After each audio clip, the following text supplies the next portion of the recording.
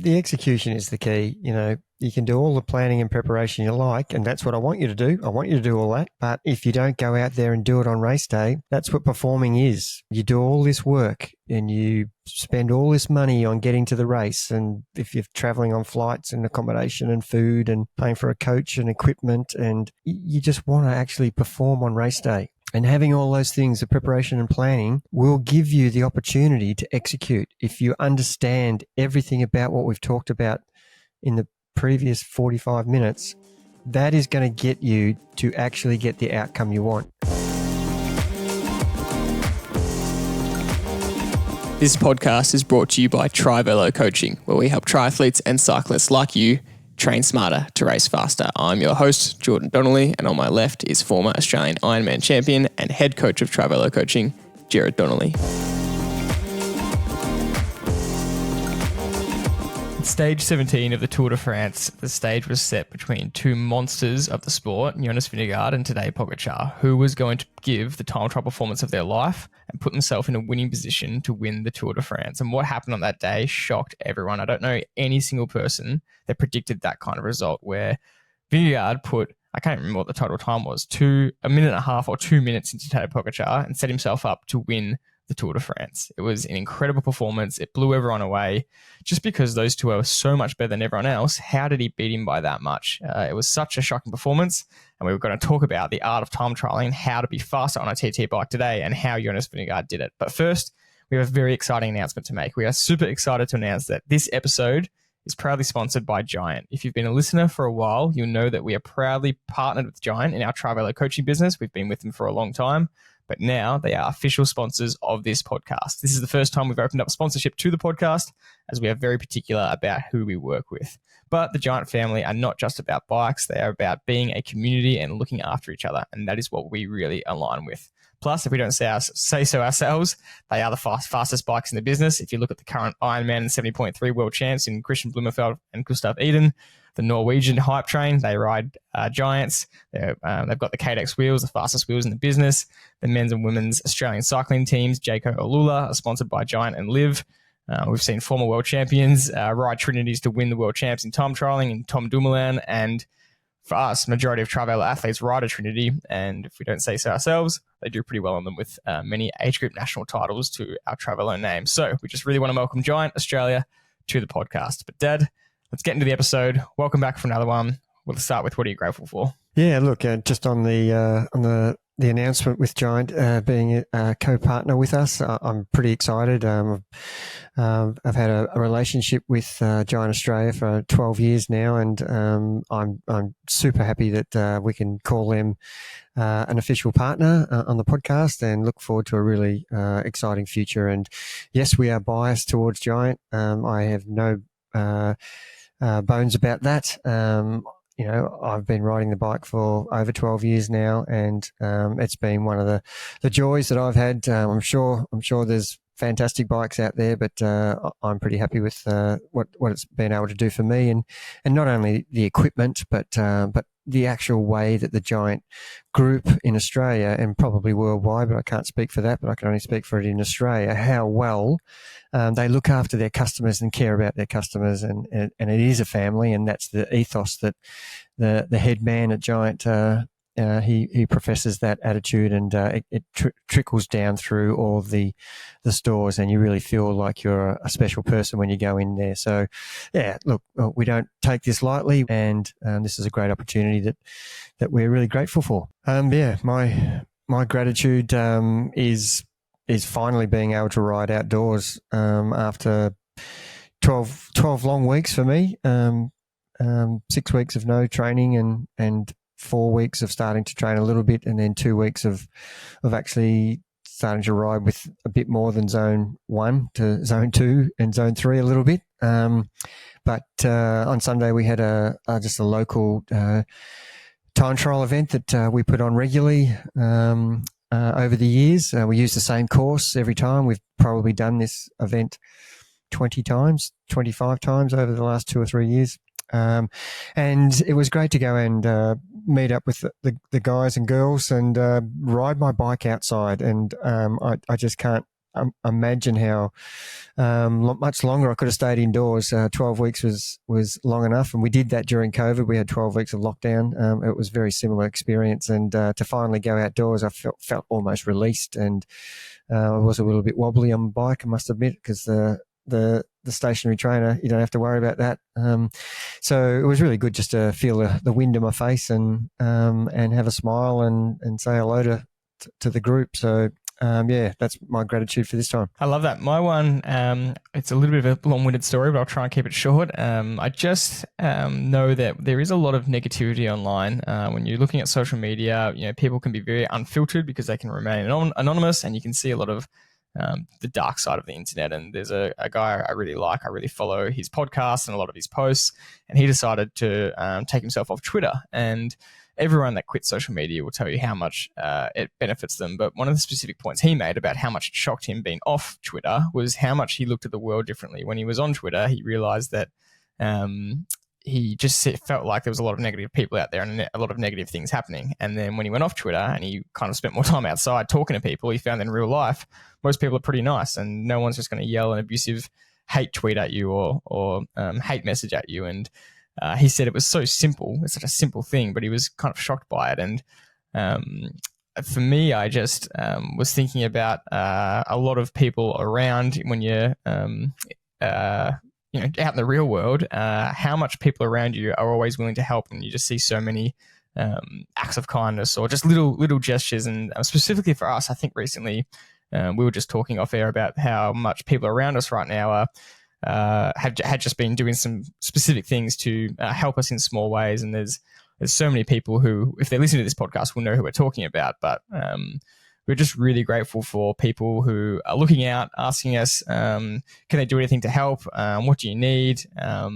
Reaching out to see how things are going, especially you with your back surgery. I've just been feeling very grateful for a lot of the individual people in our lives who are reaching out and contributing to that mindset of, people are actually pretty nice. And that related to that anecdote of the guy going off Twitter, it really stood out to me. Unreal. I couldn't agree more. And, that's when you know who your close friends are, when people reach out when you're struggling. And, it's really fantastic that you've got a really good group around you. And if you're nice to people in return someday, eventually people are going to do the same in return. So, and that's how the world should operate. Not that you do things for other people so you get something back. It's really about being as helpful to others around you. And that's the ethos of this podcast, is trying to help those who probably can't afford a coach maybe, or just want some help and they don't really want a coach. But we're here to give as many tips as we possibly can for all those people who are really stuck in what they want to do in preparation. So, the more of that in the world, the better off we are. What's caught our attention, the next segment, it kind of really ties in with today's topic, which is time trialing. And I want to touch on that beach road time trial you just mentioned, where, quite regularly in Melbourne, we run this beach road time trial. And it was unbelievable to have, 30 TriVelo riders flying down beach road, mostly on giant Trinities.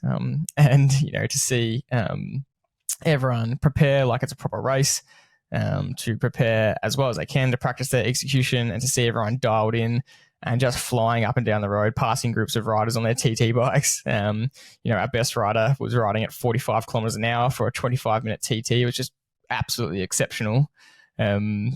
I just wanted to touch on that and talk about your experience as a coach, seeing athletes go about that process. It was a really windy day. It was tough conditions, and we can start to tie this into today's topic, but how important that is and the value of that. And, the comments you were getting when you were riding around from other groups going, geez, your riders are absolutely flying. And it's just such a confidence booster for our athletes. Yeah, it's a bit of a unique situation because it's an open road, and being a time trial, we're setting off each of our riders at 30 seconds or a minute apart, depending on where they start. And so actually, they're looking like they're training by themselves, but they're in the middle of an event really. And so there's heaps of other riders on this particular course. And for those of you who know the Melbourne cycling scene, the beach road is a very iconic road, and it gets I don't know, on a Saturday, 2,000 to 3,000 cyclists use it from 6 a.m. till lunchtime each Saturday. So it's just such an iconic place to ride, and the water's on the right as you're riding along. So it's a pretty, the bay looks spectacular, and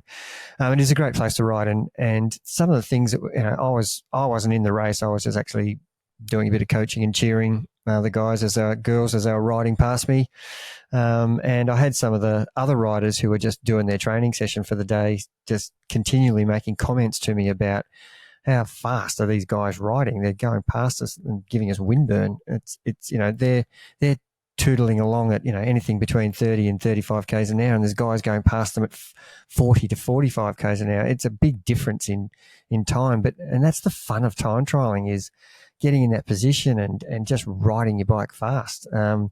It is such an easier way to get free speed than on your road bike. And, you can put the same effort in a road bike and you're riding 38 k's an hour and get yourself on a time trial bike, and now you're riding 44 k's an hour. It's such a weird feeling that the same person with the same level of fitness can go so much faster on a different machine.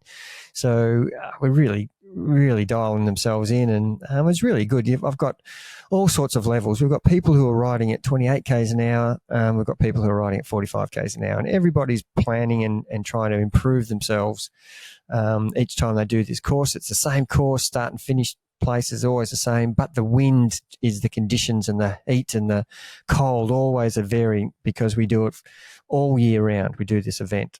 So we do it in the middle of winter, and we do it in the middle of summer. So conditions are really different.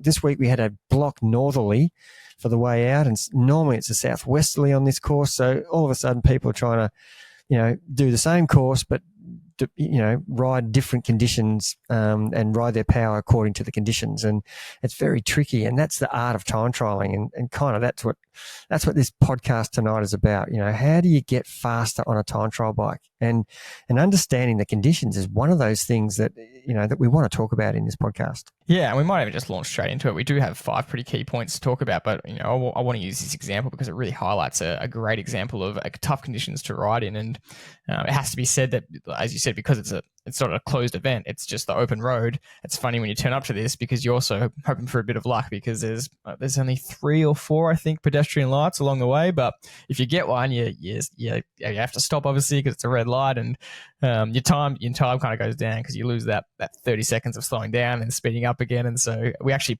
we record everyone's data in great detail of what sections they rode fast in, what power they were doing, where their heart rate was, their sections out and back. We really break it down in detail. And then we also put how many red lights did they get, because it really impacts the result. And so one time you might have a great ride, but you had 3 red lights, and so that has to be accounted for. And then another time you'll have a perfect run with no red lights, and you end up doing a PB. So that's pretty funny. But talk to us about the strategy with a block headwind at the start on the way out. Really kind of messes with the strategy of trying to go out conservatively and come home strong. Yeah, and it's interesting because I had a couple of discussions with a few of the guys in the post-race analysis, which we like to do for those who I think that need a little bit of a talking to because they got it wrong.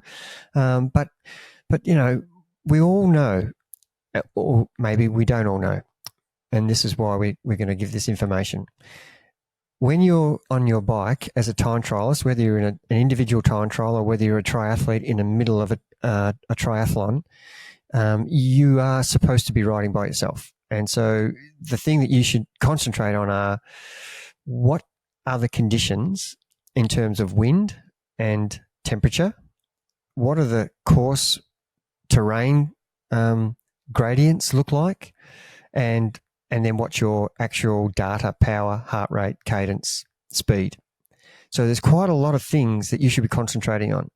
And the conditions is one thing that's probably not counted very much in people's planning. And I think it's part of your preparation, understanding what the wind's doing before you actually go out and do the race or the training session or whatever you're doing. And so, things that you're not doing that's physically taxing, there's still preparation is still part of your actual day. And even though you're not actually huffing and puffing when you're thinking about preparation, you're actually doing something that's going to contribute to the outcome of your actual race day. So that is a key to what you're doing. So understanding the conditions on the day, and this particular day, we're not on a flat course, by the way, either. This has got rolling, undulating hills all the way out and all the way back. And they're the things that are going to be where you have to be thinking on your feet. And the key thing I want people to actually understand about is, how do you know whether you're on a hill or in a headwind? Because it could be that subtle that it could be a slight gradient change from flat to 1% uphill, or it could be 1% downhill, or it could be a 1 kilometre an hour wind, or a 5 kilometre an hour wind, or a 30 kilometre an hour wind. Obviously, when the gradient on the hill is steep, you know you're going uphill. But it's those subtle changes there where you're not 100% sure whether you are going on uphill or it is a headwind or a tailwind because the wind's light. So these are things that you don't want to be a weather expert, but you actually want to understand what the conditions are, because it really matters. And why does it matter? Well, the biggest gains, if you can understand this one thing, the biggest gains on a time trial bike are when the bike's going slowest. And when are those periods? Those periods are either in a headwind or going uphill. So those two particular scenarios, when you know that you're in a headwind or going uphill, you need to be riding the power at the top of your range. When you've got a tailwind and you're going downhill, it's okay. Most cyclists or time trialists should have a range. And we could use an example of the bottom of your range in a race. If you're trying to average 200 watts, the top of your range might be 210, 215. The bottom might be 175, 180 watts. So you're averaging 200, and when it's really hard and slow and hilly, you'll be at 210, 215, depending on the length of the climb and the gradient. So there's a whole lot of things that you have to understand there. And when the bike's flying, you might be doing, 5 or 6 kilometers an hour faster, and you might be going downhill with a tailwind. You probably don't even need to pedal on those. We do have a rule where if the bike's going 60 to 65 kilometers an hour, you don't really need to pedal. You need to get into an aero position. But if you're averaging 30 k's an hour and your bike's doing 36 k's an hour, you still need to pedal. It's okay to be at the bottom of the range at 175 watts when your average is 200. So they're the things that you would try to really think about when you're in the middle of this event. I'm asking myself every 10, 15 seconds, am I on the flat? Am I on an incline, or am I on a decline? And then the next question I'm asking is, am I still in the headwind? Is the wind changing to a crosswind, or is it a tailwind? And on this particular course, it starts in a northerly direction, and all of a sudden the course changes to a westerly direction, and then it swings back around to a northeasterly. And so on the way out, you've got almost 3 direction changes. And on this particular day, it was a northeasterly blowing 20 to 30 kilometers an hour. So it was pretty critical that you understood that the hardest part was going to be where the slowest parts of the race are, which is on the first outward leg. So we want our athletes to be thinking about, what power number can I risk riding on the outward course? Because on the way back, there's less gains to be made in the downhill and the tailwind. So I need to make all the gains in the slowest part of the course. And so therefore, the concentration is, where's my limit? What can I push the power up to the top of the range to without going over my zones, so that when I come back, I've still got enough power to ride strong enough with the tailwind? So when you think about it like that, it's really tricky, and you have to be understanding and concentrating on those key things. And one of the really good metrics that I use is my actual speed. So I would have that on my computer, so I can glance at it. And if I know that I'm going to average 30 kilometers an hour, I'm just going to use that example. 30 kilometers an hour and 200 watts is my average power. If I'm doing 34 k's an hour, and I know that I average for this in general 30 k's an hour, I must be having some sort of tailwind advantage or downhill. If I look down at my computer and the actual speed tells me I'm doing 26, that's a clear indication that I'm either riding poorly or I'm in a headwind or going uphill.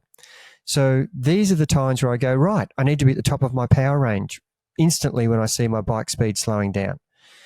And so these are the key things that I don't think many people actually knew about or understood or thought that was important.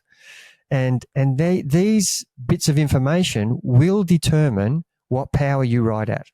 So if you haven't got this information in your brain about what speed am I doing? Am I in a headwind?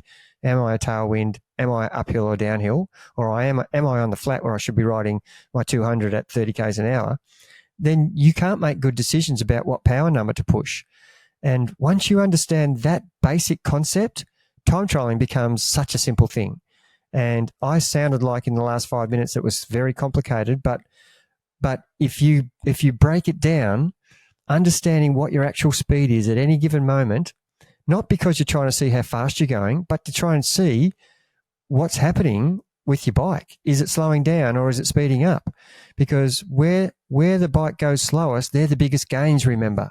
So we want to make sure we're maximizing our power, not too much above our range, but slightly above our average power, so that we can maximize the time spent when the bike's going slowest, because that's the time where you'll make up on your opposition.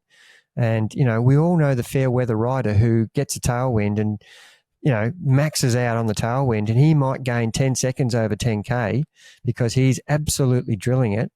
But in a headwind, it might take you 4 or 5 minutes to go the same distance because you're doing half the speed. And the person who's got the strength and power in that headwind could get a minute advantage compared to a 10-second tailwind advantage. So that's how important it is to understand the conditions. It's a simple concept, but the execution is quite complex, and it's only a matter of time before I think that cycling evolves to another level where it's akin to something like Formula One. The level of intelligence in the Formula One sheds of those engineers, because they are working out to the precise 1,000th of a second how to get marginal aerodynamic gains. I think that needs to come across to cycling, and that's already happening in wind tunnel testing, where they're getting really high-level experts who understand aerodynamics at an incredible level to do this kind of wind testing and figure out where the gains are worth it, where the aero gains are worth it versus the comfort of position, etc. And I wouldn't be surprised if a team like Jumbo already has some of these high-quality people in there. And I want to segue this into talking about what you've just said into what actually happened at the Tour de France in stage 17 in that time trial, because I am continuously shocked at how often time trials at pro level come down to 1, 2, or 5 seconds. There's just, from what you just described then, there is just so much variability in the potential for different sections of a course to be different. And that's why we love time trialing. That's why you and I just love it as a sport. We love it from a cycling perspective, a cycling race, cycling time trial. We encourage so many TriVelo athletes to become time trialers. A lot of people just stick to road cycling. But we love it. I mean, it's also the natural part of the way a triathlon works. Is it's a 40k, 20k in a sprint, 40k, 90k, or 180 kilometer time trial. And so the potential for variability in results is insane when you think about all these varying factors. And so to see finally what I would probably normally expect to see, such a varying result in a TT between Vingegaard and Pogacar. One, it was shocking, but two, that's kind of what I would expect sometimes, because every section, every 200 meters is slightly different. It's a slightly different gradient. It's a slightly different wind.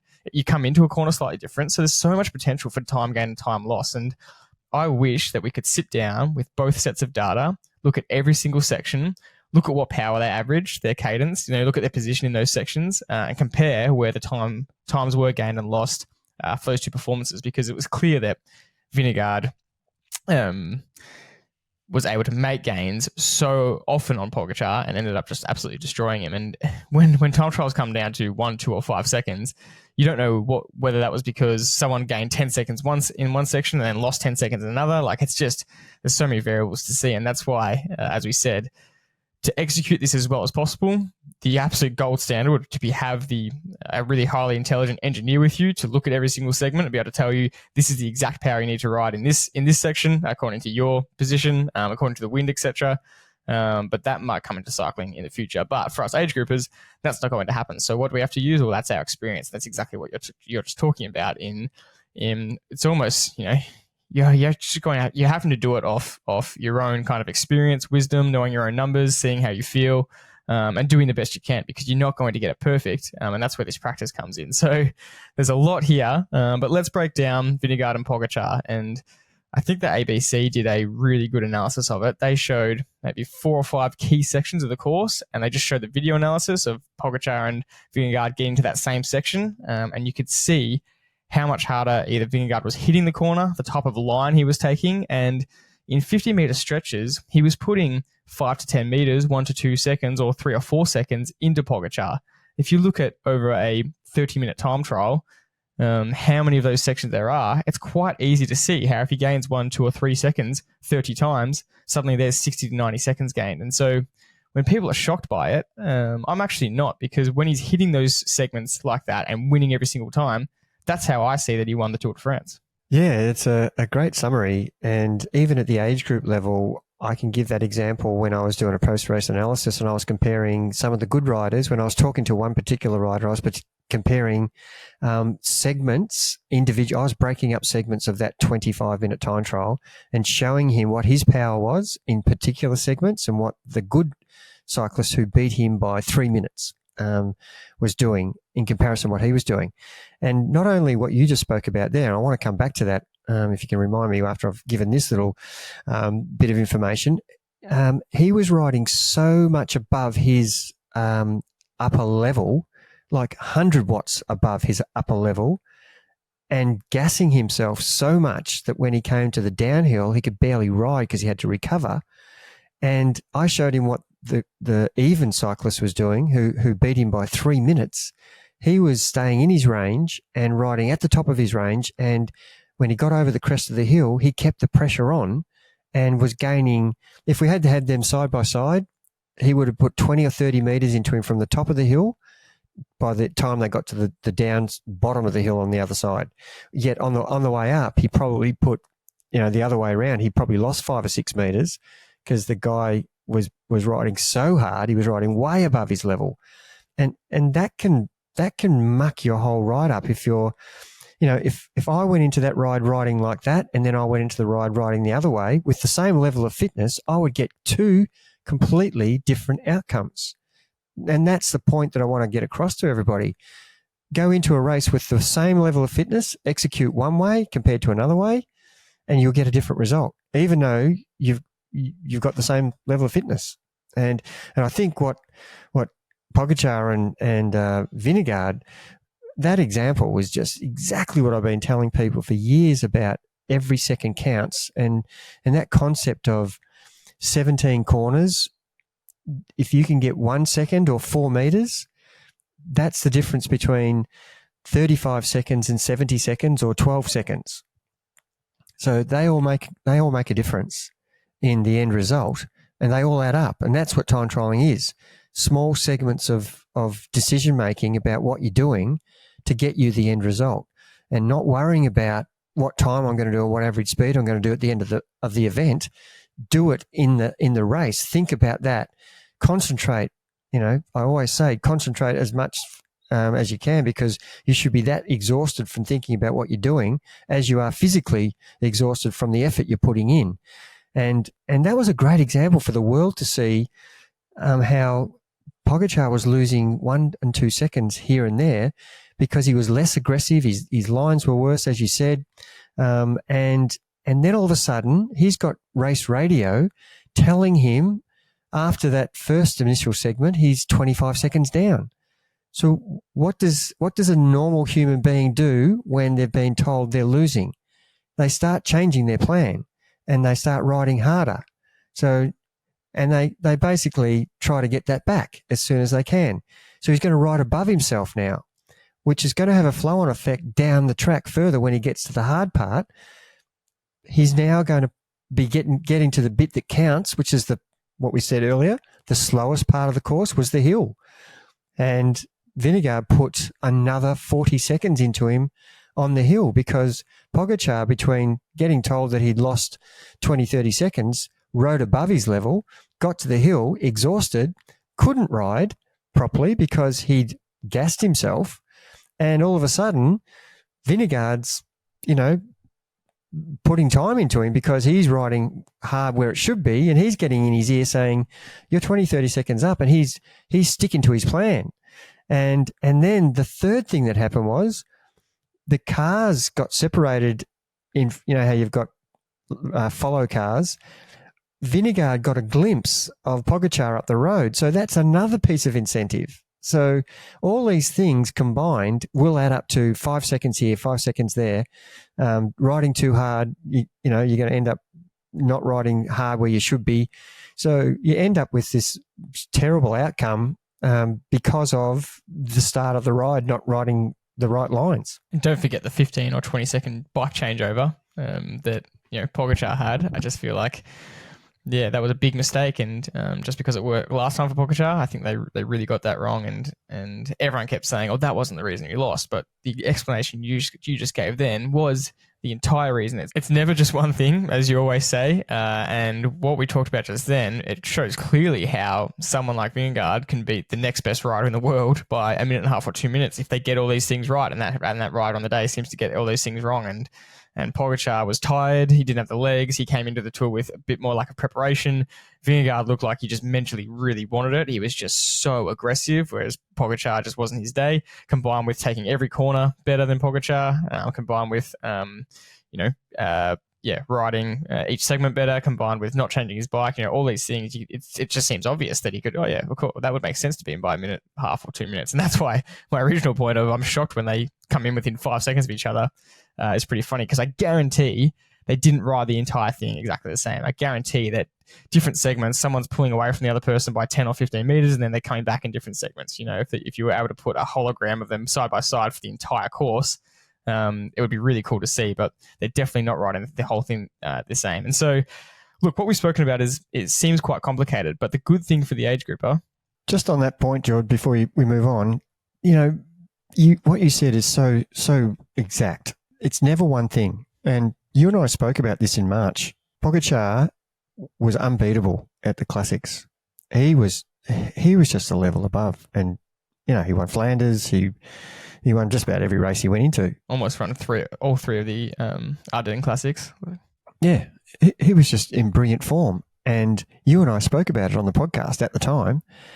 If he's going to do the Tour de France, how is his form going to be in a few months' time? And where was Vingegaard when he was doing this? Vingegaard was at altitude camp, training specifically for that one event.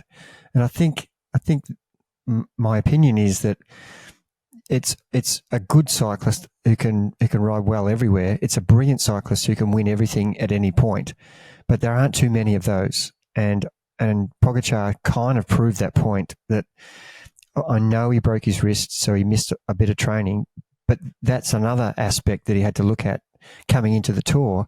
He's not quite the same rider he was 2 years ago. But then again, he didn't have the competition that he has now. Vingegaard has, in my opinion, they're the 1 and 2 best riders in the world at Grand Tour level, and everybody else is miles away.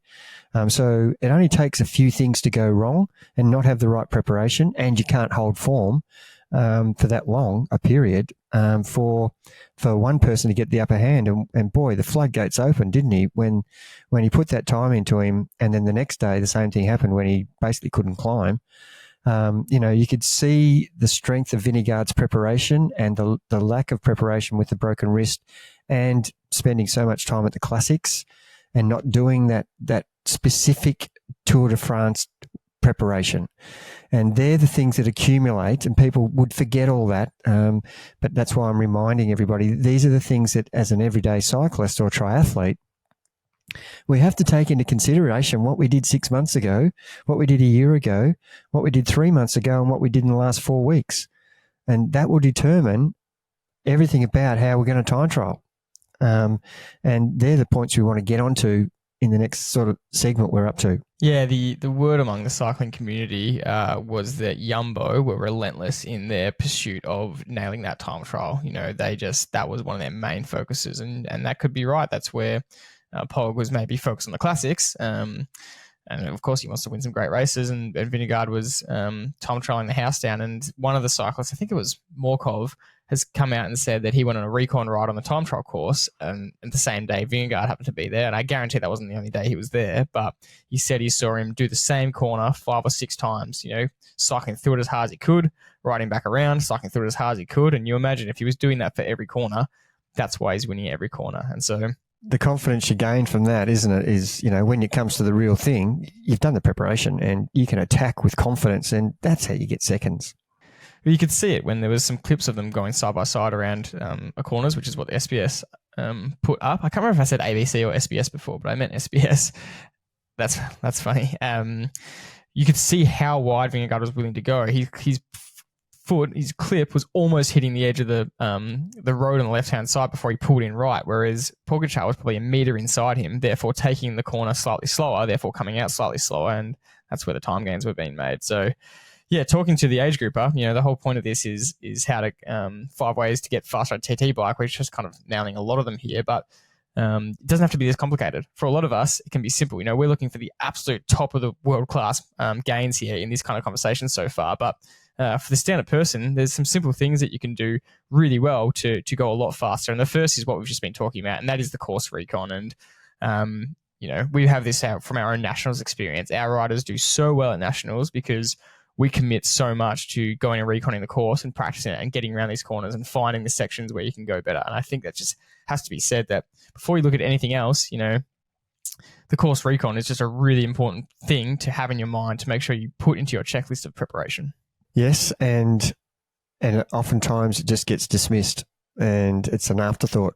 Had I known the course was like that, I would have raced completely different, or I would have trained differently. Well, that's your job to find out what the course requirements are. And we've got such technology now. And, one of the latest things that we've got Zwift, we've got Full Gas, and Full Gas have pretty much every triathlon on footage.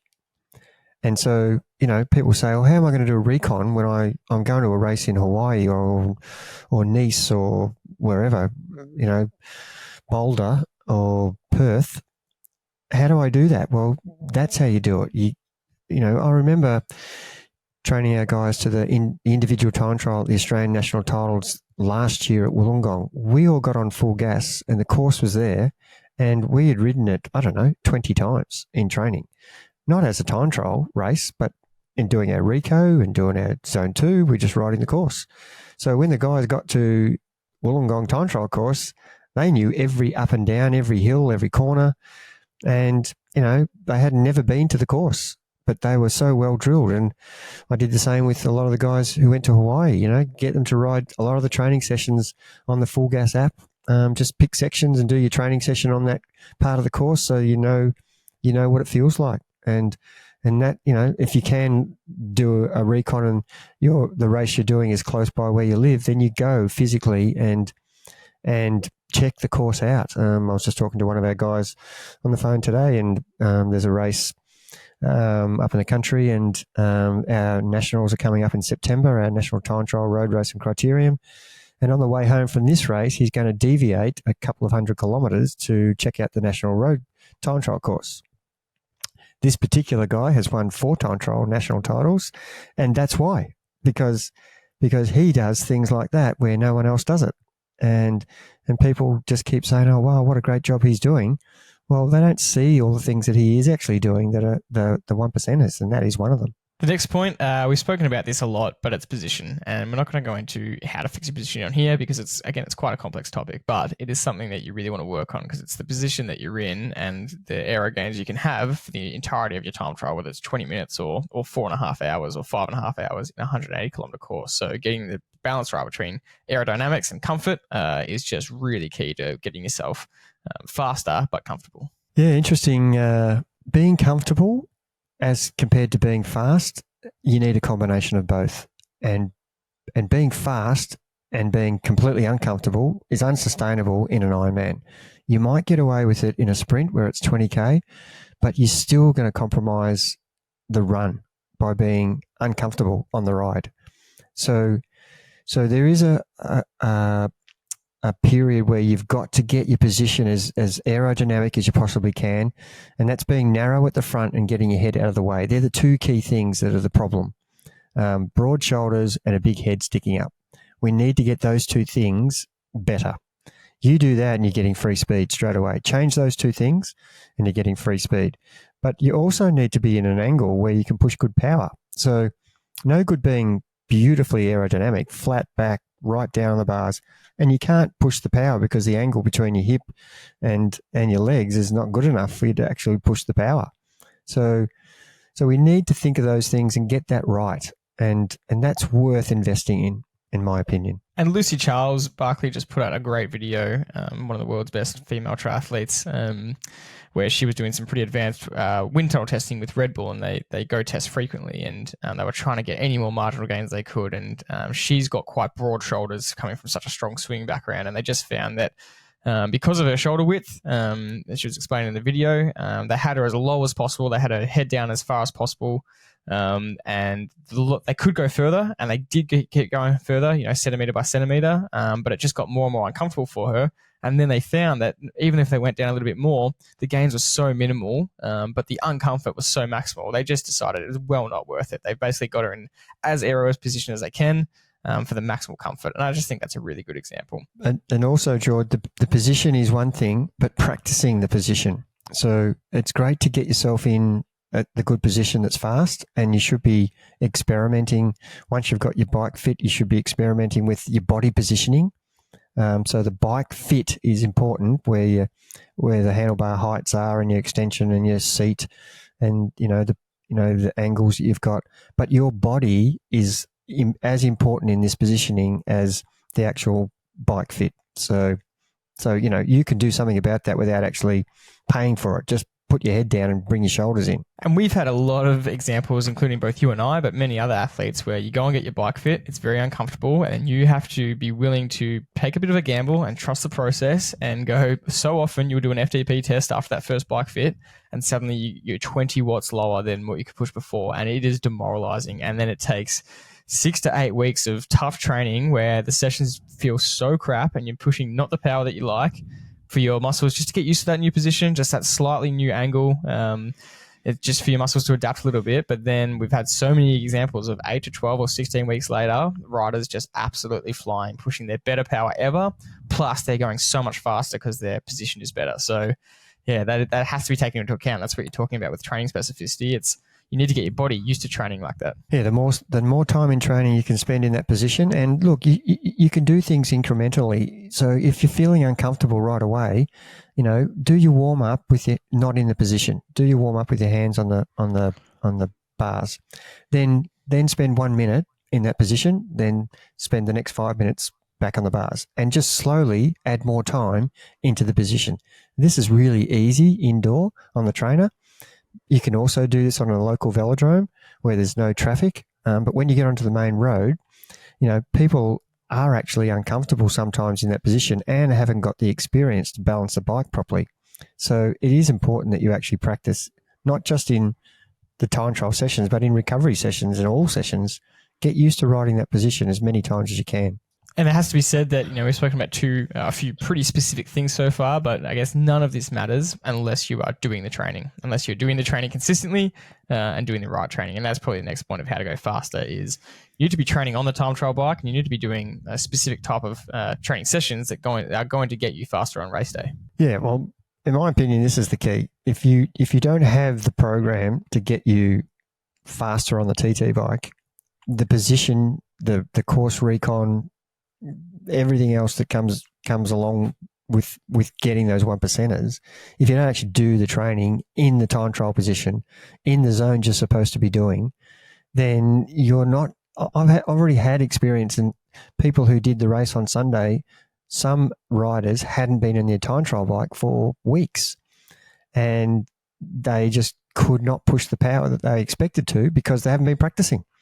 They've been on their road bike, and they haven't put the time into their time trial position. You hear the pros on telly, saying, "Oh, if I had more time to ride the time trial bike, I'd be better at it." Of course you would be, but they don't have that time because time trials are, only in tours generally, grand tours.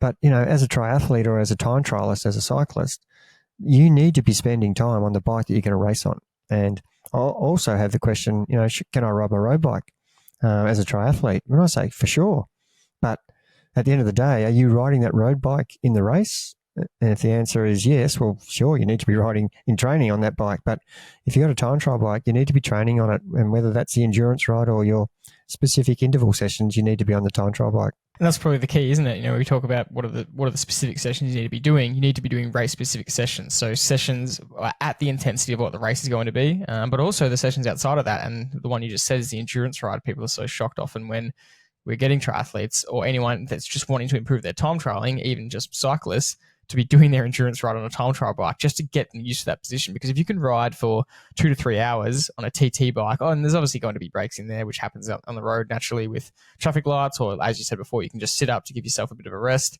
But if you can get used to that, then suddenly a 30-minute or 60-minute or 2-hour time trial in that position feels really comfortable and easy, and you're really training your body well. Yeah, and look, I have some pushback from a lot of riders when I ask them to do strength work in their endurance ride, and they're just presuming I mean ride their road bike, and I don't. I want them on their time trial bike in the hills, and I get shocked and amazement answers back saying, "Are you serious? You want me on the time trial bike in the hills?" I said, yes, that's what you need to be doing. Get your body used to the angles that you're pushing so that the muscles are adapted to the time trial bike. Don't go training on the road bike when your angle from your seat to your pedals and from your hands to your seat is different. It's different to your time trial bike. They aren't the same. So train on the bike in every scenario on the bike that you're going to race on. To summarize, to finish off, you use something called the 3 Ps, and I really want to finish with that. So can you take us through the 3 Ps and how that contributes to getting faster on the time trial bike? Yep, and we've covered a little bit of it already. But preparation, in my opinion, is probably the most undervalued aspect of the prepare, plan, and perform.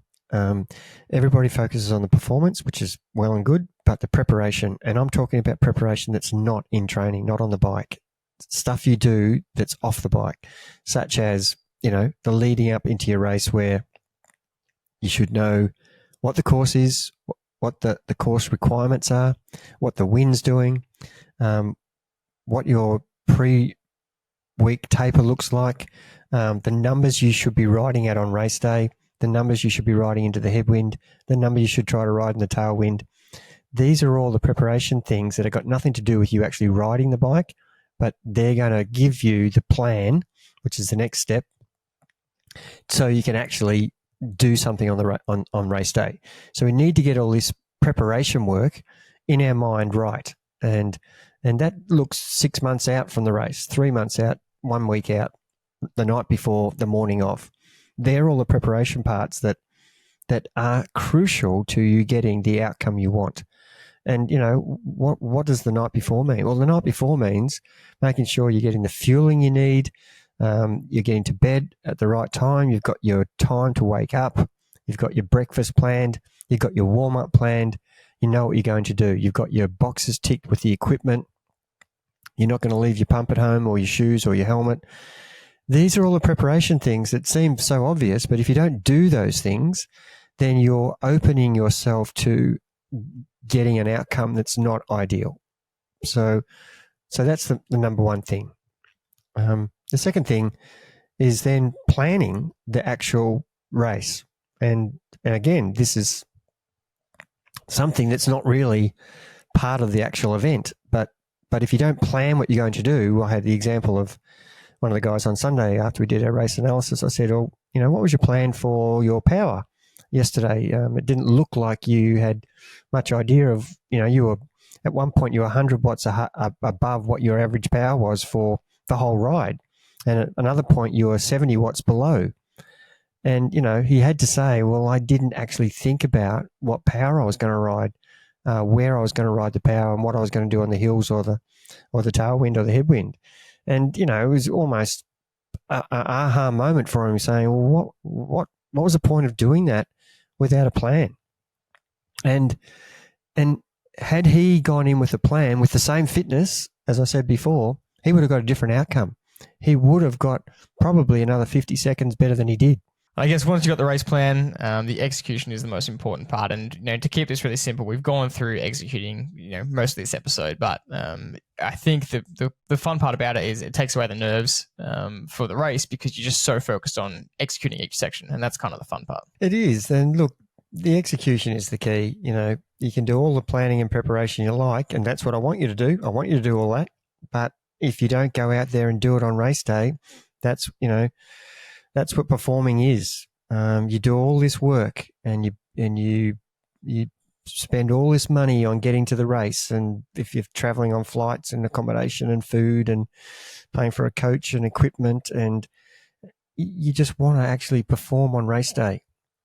And having all those things, the preparation and planning, will give you the opportunity to execute. If you understand everything about what we've talked about in the previous 45 minutes, that is going to get you to actually get the outcome you want, and executing where it counts and when it counts, and having the patience to let the event evolve the way you want it to, rather than being so excited and motivated and going way above what you should be doing, and then having it all fall apart towards the end because you've executed poorly. We use the example all the time of the one athlete executing differently and getting a different outcome. And at the end of the day, you don't want to be that person. You want to get to race day, perform at your best, get your PB, and walk away looking for the next race. And that's what the fun part of it is, because if you get all that right, it is such an enjoyable experience. And just a couple of athletes that we had doing a half marathon, and didn't believe that the plan that we'd set was achievable, and getting to the end of the race and doing a 4-minute PB, they can't wait for the next event because they've actually executed according to what the planning and preparation was aligned to, and you just believe in yourself. Then you get such confidence for the next time because you are the person performing when it counts. As an athlete, the result it almost stops mattering when you set yourself a race plan and you execute it so well. You're so proud of yourself, and you're so stoked that you actually did it. And it's our favorite thing to have a post-race analysis with an athlete, and they might even send us a long email with their post-race analysis and say, here's where I executed exactly right. Here's where I made a good decision. Here's where I was concentrating well. And it's just the best and most rewarding thing to see. So that's it for this episode on getting faster on a TT bike. We hope it's been really valuable for you. We hope to see you on the next episode. And if you'd like to advertise your business on the Get Fast podcast, please email me, Jordan@trivelocoaching.com.au. And that's it for now. We'll see you next time.